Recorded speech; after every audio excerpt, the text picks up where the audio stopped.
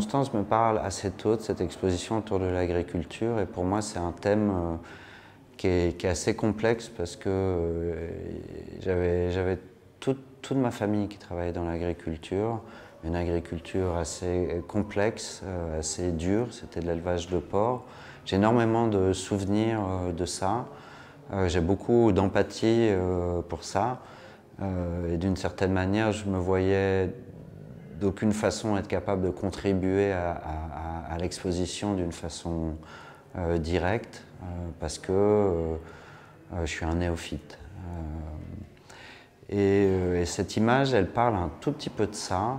J'ai mis un certain temps à faire un code informatique qui crée en fait toutes ces formes géométriques qui se posent sur l'image. Et moi, l'agriculture, ça me touche personnellement, et en même temps, j'ai une simple passion aussi formelle pour les couleurs et la géométrie de l'agriculture dans la nature. J'adore le contact de ces formes géométriques métalliques avec la terre quand elle est mouillée, avec le paysage. Et j'en suis arrivé à une forme de conclusion que dans le fond, malheureusement, j'ai aussi un regard très distancié, très romantique par rapport à ce monde de l'agriculture. Je suis fasciné par ces formes, et d'une certaine manière, je ne réussis pas à passer dans une compréhension plus profonde ou de m'y confronter. Donc, les dessins s'appellent impossible, c'est comme une forme d'impossible rencontre.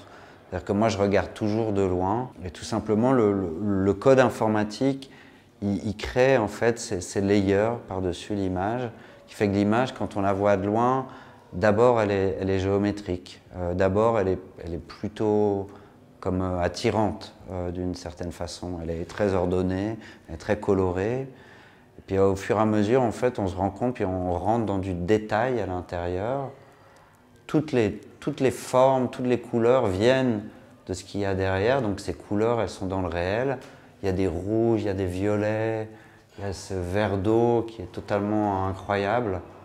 Et moi, j'aime bien voir les choses comme une jungle, comme quand les choses se superposent les unes aux autres. Mais une nouvelle fois, c'est un peu comme si je voyais que de loin.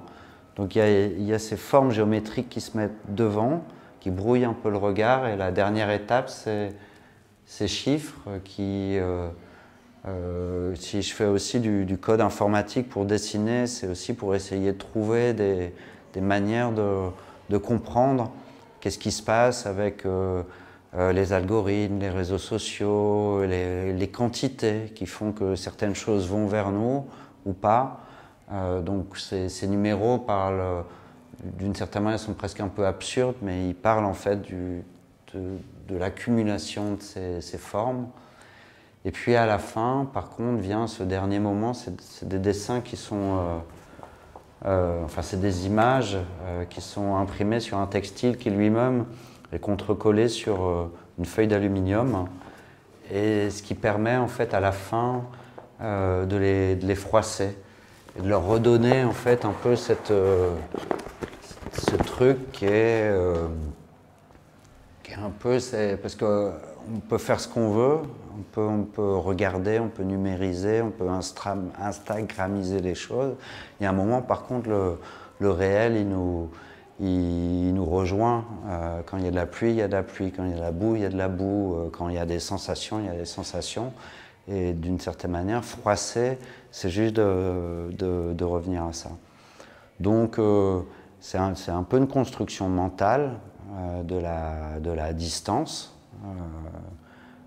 C'est un peu conceptuel parce qu'il y a un code informatique qui me permet de ne pas exprimer cette forme de tension.